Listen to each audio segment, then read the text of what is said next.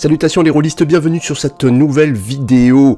Monty Cook, l'auteur, le célèbre auteur du jeu de rôle, entre autres Numenera, a écrit en 2006 une série d'articles pour le magazine Dungeon, le magazine en VO pour Donjons et Dragons, une série d'articles intitulée Dungeon Craft. C'est une chronique qu'il a animée pendant plusieurs mois et dans laquelle donc il a donné des astuces, des méthodologies pour créer des aventures, des mondes, animer des parties. Je vous propose de découvrir l'un de ses derniers articles paru en juillet 2006 où il évoque les erreurs commises par les maîtres de jeu. Bah oui, ça nous arrive, on commet des erreurs, nous aussi. Eh oui, beaucoup pensent que les maîtres de jeu sont infaillibles, c'est faux, ils sont comme vous et moi, comme n'importe qui, on commet des erreurs.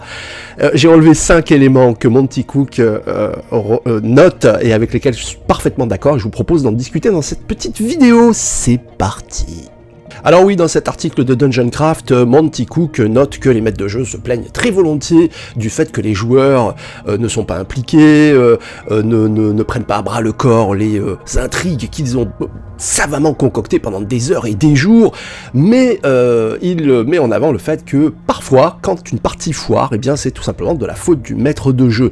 Alors attention les amis, en préambule, je dois dire, je sais qu'aujourd'hui il existe des jeux de rôle sans maître de jeu, évidemment je ne suis pas dans cette optique-là. Moi, je vous parle de jeux de rôle plus traditionnels où vous avez un meneur, une meneuse, un maître de jeu qui est là pour assurer le bon déroulement de la partie. Et c'est précisément de ça qu'il s'agit. Alors, prenons le premier cas. Le premier cas, c'est tout con, mais c'est la ponctualité.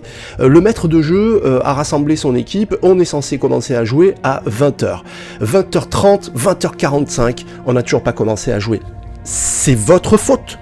C'est votre faute, vous ne pouvez pas blâmer les joueurs du fait qu'ils sont en train de discuter, du fait qu'ils sont en train peut-être d'évoquer une série, un film, que sais-je. Non, vous, en tant que meneur, en tant qu'animateur de la partie, il vous appartient également de fixer le rythme et de fixer des choses basiques comme le début de la partie. Alors personnellement, je prévois toujours une période tampon, je sais que mes joueurs vont discuter, on ne s'est pas vu d'une semaine, donc il y aura beaucoup de choses à dire, donc en principe je donne rendez-vous à mes joueurs à 19h, en sachant que pendant à peu près une demi-heure, 3/4 d'heure, on va parler de choses et d'autres, on va boire un coup, on va discuter, bref, on va purger tout ce qu'on a à se dire avant de commencer à rentrer dans la partie. Mais mon horaire, c'est 20h, et lorsque 20h arrive, on joue, on s'assoit, et on commence à jouer. La ponctualité est pour moi quelque chose d'extrêmement important. Les joueurs ont pris sur leur agenda, les joueurs se sont organisés et je trouve toujours très dommageable et voire même irrespectueux que un ou des joueurs ne prennent pas leur disposition pour arriver à l'heure. Si bien entendu il y a des difficultés, eh bien entendu cela peut arriver, hein, on n'est pas on n'est pas là pour bosser, on est là pour passer un bon moment. Oui, mais seulement vous en tant que maître de jeu, vous êtes garant du fait que tout le monde passe un bon moment. C'est vous qui avez le dernier mot sur ce sujet-là. Donc, un joueur qui arrive en retard une fois, 2 fois, il va falloir peut-être mettre les choses au clair avec lui, peut-être revoir l'horaire, peut-être que l'horaire n'est pas le bon, hein, tout simplement, il faudra peut-être décaler, mais en tout cas, il faut que le jeu commence au moment où vous avez décidé qu'il commence. C'est déjà une première prise de contrôle de votre part. Alors, ne la loupez pas. Deuxième écueil que note Monty Cook dans son article de Dungeon Craft et avec lequel je suis absolument d'accord, c'est lorsque vous avez des joueurs, ma foi, qui commencent à papillonner un petit peu, et vas-y que je te feuillette un bouquin en attendant, et vas-y que je me lève peut-être pour aller regarder. Non, là, ça c'est un indice pour vous, vous devez avoir l'œil sur votre table, vous devez sentir la table, j'ai déjà évoqué cet élément dans des vidéos précédentes, il faut sentir la table. En tant que maître de jeu, il est vraiment très utile de développer une espèce de troisième œil, hein. Les joueurs de poker connaissent bien ça, quand il s'agit un petit peu d'évaluer l'ambiance, on appelle ça véritablement sentir la table, et bien c'est de ça qu'il s'agit. Gardez un œil sur le langage non verbal de vos joueurs, donc un joueur qui se lève comme ça, c'est un joueur qui est en train, d'une façon ou d'une autre, de manifester un désintérêt pour ce qui est en train de se passer. Est-ce que vous l'avez laissé dans un coin? Est-ce que ça fait un moment que son personnage n'agit pas? Est-ce que ça fait un moment que vous ne l'avez pas sollicité? Une fois de plus, si de ce point de vue ça foire, c'est votre faute. C'est à vous d'avoir un œil sur le déroulement de la partie et sur l'attention que les joueurs portent à ce qui est en train de se passer. Donc une fois de plus, il ne s'agit pas de se fustiger et de se dire je suis nul, etc. Non, il s'agit de se dire ah, voilà, là j'ai un indice, qu'est-ce que cet indice me permet d'apprendre sur ce qui est en train de se passer? Eh bien oui, peut-être que là mon rythme est défaillant, peut-être que l'intrigue a besoin d'un second souffle, peut-être qu'il faut faire un petit jet de rencontre, peut-être qu'un PNJ peut intervenir et relancer ce joueur ou ces joueurs qui sont en train de décrocher du wagon. Alors troisième élément noté par Monty Cook, et alors là ça c'est vraiment un irritant, mais plus, lorsque vous avez des joueurs qui bavardent en marge d'une action. Alors vous pouvez pas les empêcher de bavarder, vous avez des joueurs qui sont bavards par nature.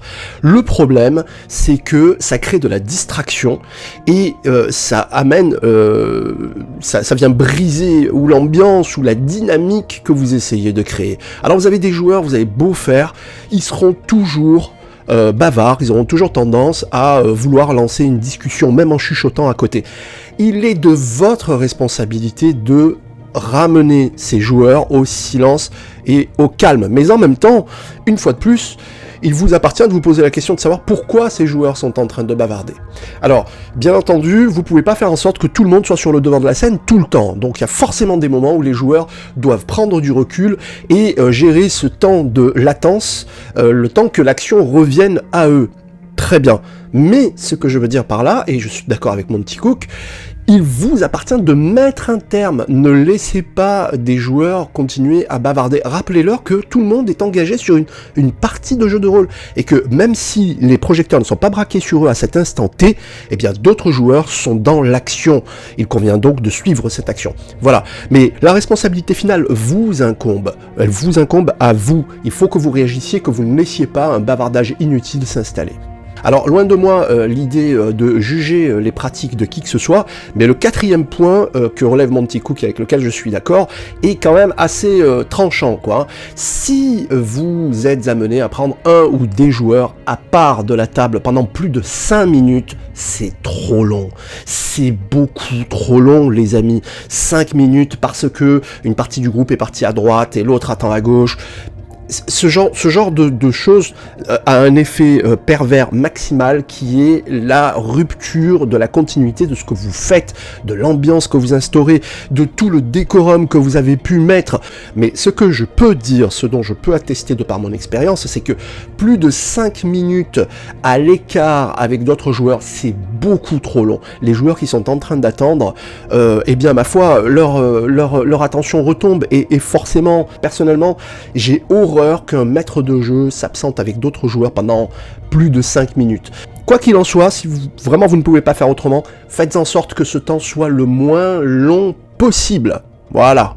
Alors, cinquième point relevé par Monty Cook, alors celui-ci, il est terrible, les amis, vous l'avez tous appréhendé, je pense, au moins une fois dans votre carrière, lorsque les joueurs ne prennent pas au sérieux les menaces que vous leur opposez.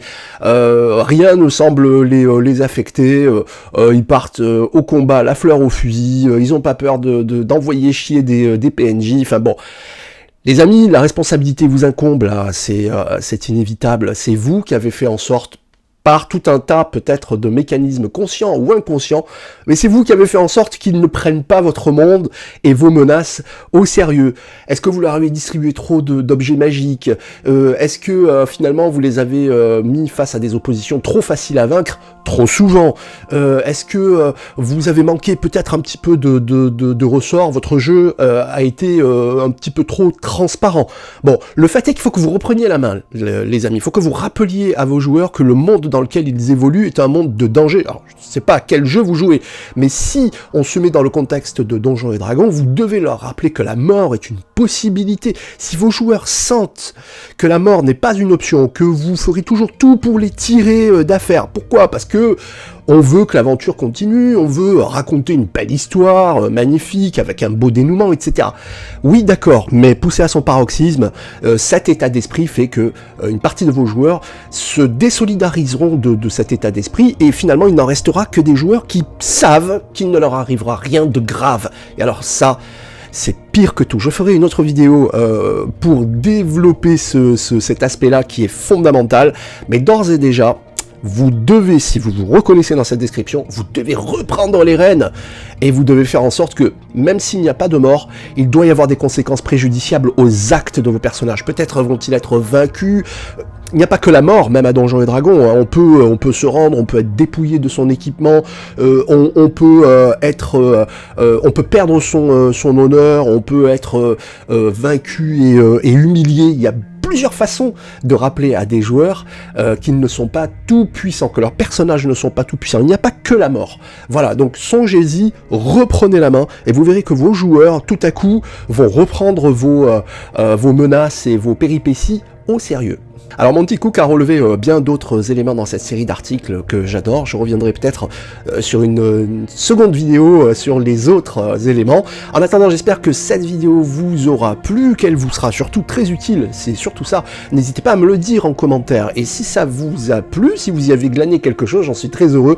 N'hésitez pas pour manifester votre soutien à vous abonner à la chaîne et à commenter, à échanger juste en bas de la vidéo. En attendant, les amis, je vous souhaite de très très bonnes parties de jeux de rôle. Reprenez la main, maître de jeu. Et à bientôt.